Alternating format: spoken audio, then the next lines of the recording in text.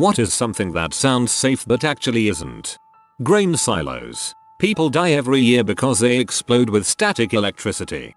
For sure. We had a very large explosion in my home state. I remember my chemistry teacher explaining to us how it happened. During his demonstration he managed to create a small explosion and also catch his podium on fire. We were all sworn to secrecy and I have never spoken of it until now. Approximately 23 years later. Mr. May, I hope you've retired by now and I don't get you fired. Everybody should rightfully know that Tid Pod challenges were unsafe, but the more innocent one was the cinnamon challenge. Cinnamon powder does not mix with water, so the instant reflex from the body was to cough to get rid of this unknown substance, but the inhale of air to cough with could cause you to inhale the cinnamon into your lungs, and that could cause serious harm or even death if severe enough.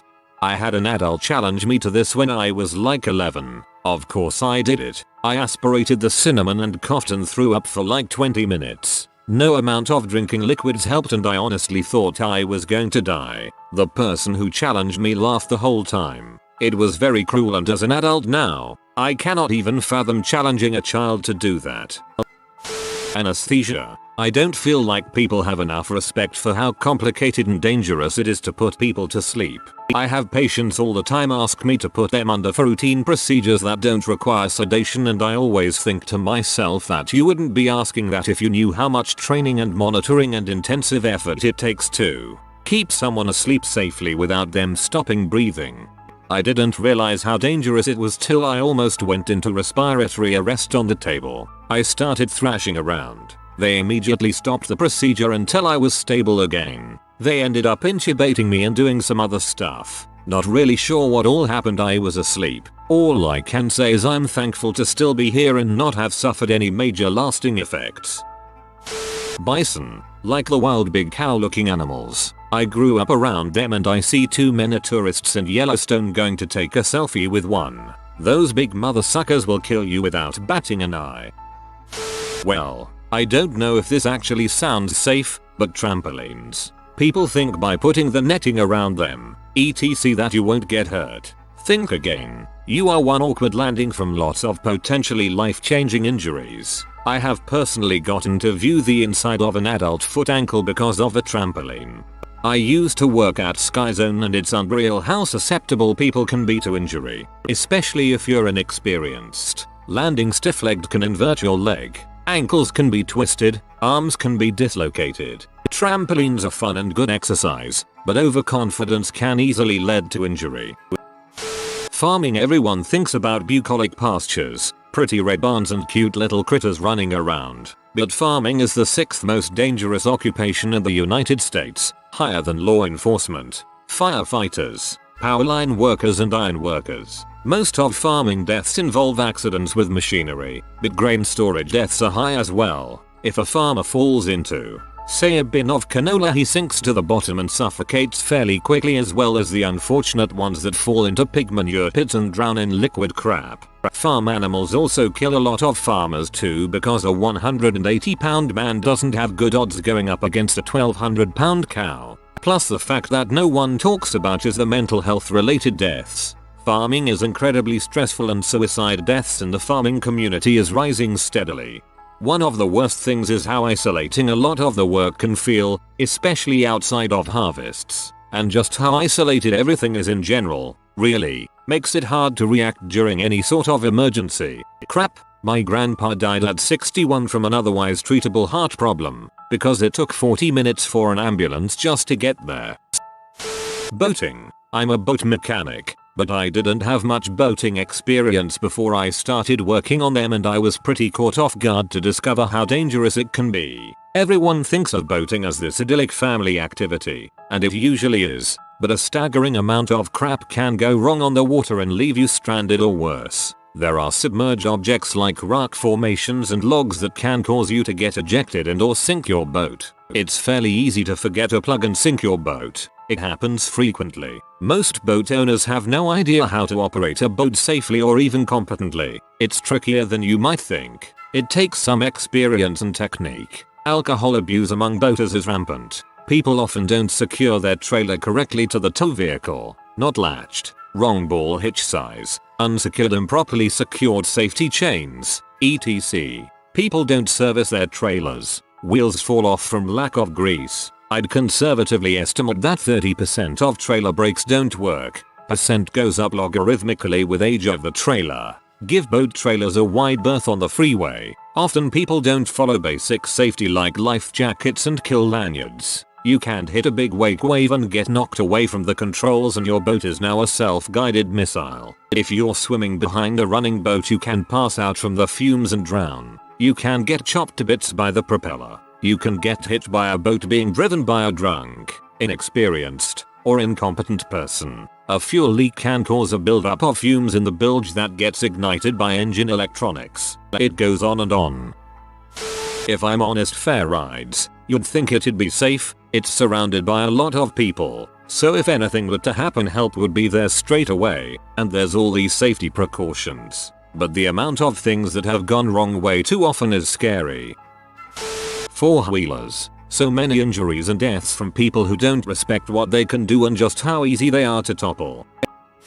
Moderately oldish buildings. I became an asbestos inspector for my job and let me tell you, the more you find out about asbestos and what we put it in, the less time you want to spend in any structure built prior to the mid-80s. And that's just asbestos, not even going into other hazardous building materials like lead. Asbestos truly was an almost miraculous building material. It's cheap to acquire and adding it to almost any construction material made that material better at its job. It's also insidiously easy to get complacent around it. Unless you're breathing insane amounts of it, you wouldn't know it's there unless you had knowledge beforehand. It doesn't smell, you won't feel queasy or nauseous. It just seems like normal dust with the caveat that if you breathe too much or are just unlucky there's a chance that the latter half of your life will be spent in absolute misery if one of the several medical conditions associated with asbestos doesn't just kill you within a few years of showing symptoms. If an asbestos report says that there isn't any asbestos in an old building, it means they just didn't find it. If it says that there is asbestos, they probably didn't find it all. If they say the asbestos was abated, they probably didn't get it all. Source: tore down old buildings for years. Never met an asbestos inspector or abatement crew that impressed me with their competence. Sleeping. Many people have sleep apnea who are not just overweight, old, smoke, or unhealthy. Snoring is the big indicator. You stop breathing dozens of times an hour through the night until your body responds by waking you up and it repeats again. Not only does it slowly starve your brain of oxygen and put tremendous strain on your heart over years but can cause such excessive drowsiness and sleep deprivation you can fall asleep while driving. If your partner says you snore a lot or you are always tired despite getting regular sleep, get it checked out. Regular being sleepy when driving is not normal, nor is always falling asleep when you sit and watch TV, read, or just relax for a few minutes. Don't put your feet up on the dashboard of a car when you're riding in the front seat. It doesn't matter if you're wearing a seatbelt. Your kneecaps are gonna go through your skull if you get in an accident. I used to do it all the time when I was younger. Now I want to scream every time I see it. Even if your knees miss your head, your femurs and hips will be more or less irreparable. Taking the sounds part of the title literally, I'd say silence in a forest. It sounds like a cliche from horror stories or creepypastas, but it's a commonly regarded fact that when a forest is silent there's an apex predator around. This is commonly associated with animals like tigers, but it means the wildlife in the forest ran away or tried to hide its presence to avoid the danger. So while silence doesn't seem too big a deal, in a forest it means there's something nearby that you probably don't want to be dealing with. Or if you want to torment people, whenever you're alone or in the dark and it's silent, you're screwed. Holding your breath while scuba diving. If you ascend from depth with your airways closed while breathing compressed air, you are at extreme risk of rupturing a lung, damaging your alveoli, and or suffering from other lung overexpansion injuries. This is because when you take a breath under significant external pressure, the air you breathe in much more dense and so your lungs can get more of it per breath, but as the pressure acting on you lessens, the air in your lungs expands, and if your airways aren't open your lungs will be damaged from the overpressure. It is an easily avoidable risk, but if ignored the consequences are often deadly or at least permanently damaging. The acronym for the Securing Antarctica's Environmental Future Organization, SEAF. Sure, it sounds like safe, but it isn't safe. Man, I'm bummed this comment didn't take off. That crap's funny. Making pottery. Let me explain. The colors are all from metals, and except for iron they're all toxic to some degree. The best glazes set off a Geiger counter. Silicosis, emphysema, and cancer are occupational hazards from the dust. The ingredient that makes pottery glazes dishwasher safe is wollastonite, which is actually more dangerous than asbestos. You're dealing with something that can make an airtight seal, contains water, and is going to be heated. Pottery exploding in the firing process is a common problem. Speaking of firing, we're talking high temps. You can light a cigarette by taping the tip on the outside of the kiln while it's running. That's already assuming you're using insulating brick. Toxic gases can come from the pottery during firing, and most kilns are indoors. Firing with gas or wood burners can pose a carbon monoxide hazard. All the bending over and physical work can lead to arthritis. Making and firing pottery improperly can poison the end user. Storage of toxic and radioactive and carcinogenic materials is usually subpar. Flushable wipes. They can actually clump together into big balls that clog your drain or worse cause issues for the town's plumbing way down the line.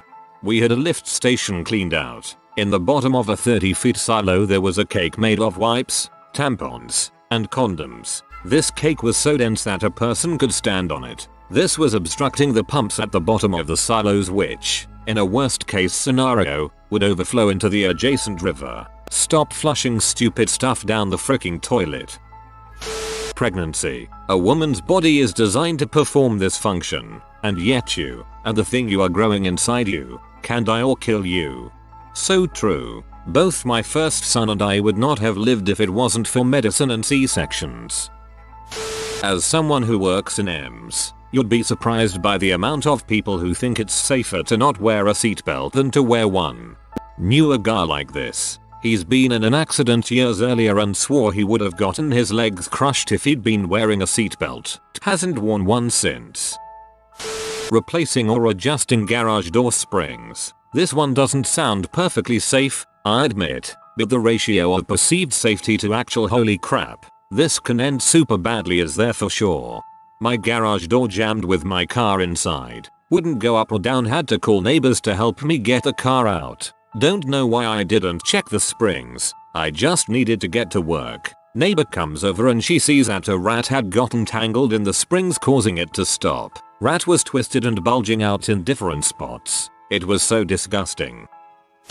The eyes of potatoes, if they've sprouted any green, can be poisonous. Potatoes are members of the nightshade family and are the most common cause of solanine poisoning in humans. Their green stuff can cause vomiting, diarrhea, headaches, paralysis of the central nervous system, and even death in rare cases. Use that weird thing on your peeler to gouge out those eyes.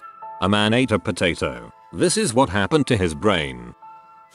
I say this all the time. Pressure washing. Had a guy in college with a younger brother he loved to pick on. Sent him to the hospital after hydroblasting him with 4000 C. Can commonly be found and started by kids. Honestly do not know why people don't recognize how dangerous it is. Yup, you could strip skin at a lower C, could cut deep at higher Cs. Don't frick around with a pressure washer, it's a water knife. Nobody will see this 4000 comments down, but opening up a CRT monitor TV. Those old TVs contain a part that can hold a lethal charge even after being unplugged for about a month. Capacitors in general, I think. Essential oils. Sounds pretty safe, right? Wrong. Lavender oil, eucalyptus oil, sage, and quite a few others have been linked with causing seizures and even death in pets, and, a bit less likely but still, young children. Too high of a concentration in a small area is toxic to pets. Surfing. It looks so restful and relaxing, smoothly swooping over swells. Until I moved to a surfing town and started working in an urgent care where we regularly saw broken noses from boards popping up, or full lacerations from getting finned by board fins riding over you, broken legs and stingray lacerations. The list goes on. Opening a box with a box cutter. Someone I know works at a place where they have a "it's been this many days since our last accident" sign, and after about 184 days with no accidents, they had to change it to 0 days because someone was careless with a box cutter. I have a ceramic one that I really like. It's sharp enough to cut packing tape and break down boxes, but it's almost impossible to cut yourself. It also retracts automatically when you release it, so if you drop it, the blade won't be out. Mine Slice brand, but there are probably similar ones from other companies. Disassembling and cleaning your firearm. Somehow people still manage to kill themselves by not clearing the weapon, and it seems like the most basic and common sense step. I just don't understand how people forget to clear it and then shoot themselves. My mom told me about somebody who liked firearms. He was cleaning one of his guns but forgot to empty the bullets inside, so he accidentally pulled the trigger and the bullet went through the window and shot his brother who had just arrived from work. Driving. Doing 100 down the freeway in a metal can powered by highly flammable combustion liquids and motherfuckers still have the nerve to cut you off. And then there's the Germans. Driving 240 km/h and there's still one guy behind you flashing his headlights signaling you to move over to let him pass. Livings with your parents. I had to move back in for various reasons and my mental health and well-being are declining fast. That sucks. I moved back in at 32-ish. Probably the best thing to happen to my mental health. My roommates over the years were not good. I think a lot of people said a lot of good things, but I haven't seen a biggie. Driving with your suitcase or backpack not being in the trunk of your car. You wanna make a makeshift cannonball? Drive about 40 miles per hour or so with your briefcase or whatever not secured, then hit the brakes. Having a baby? I have heard that many insurance company won't cover that, because that is actually a high risk procedure. Food poisoning. Not that people think it's safe, mind you, but people think at worst you're sick for a few days and that's that. I got food poisoning from a pizza nearly 4 years ago. I now have severe chronic health issues that are extremely debilitating to the point that many days, I'm not functional. I have a team of doctors, my GP, a gastroenterologist, and an ND. I've tried tons of medications, supplements, diets, had tons of tests done. Nothing seems to help much. Food poisoning is no joke. Practice good food prep safety, and if you get food from a restaurant or wherever that seems like it might be off, don't eat it. It's not worth it. This happened to me too. It's actually more common than some people realize. If you are new to the channel, you can subscribe. I publish new videos every day. Until then, check another video.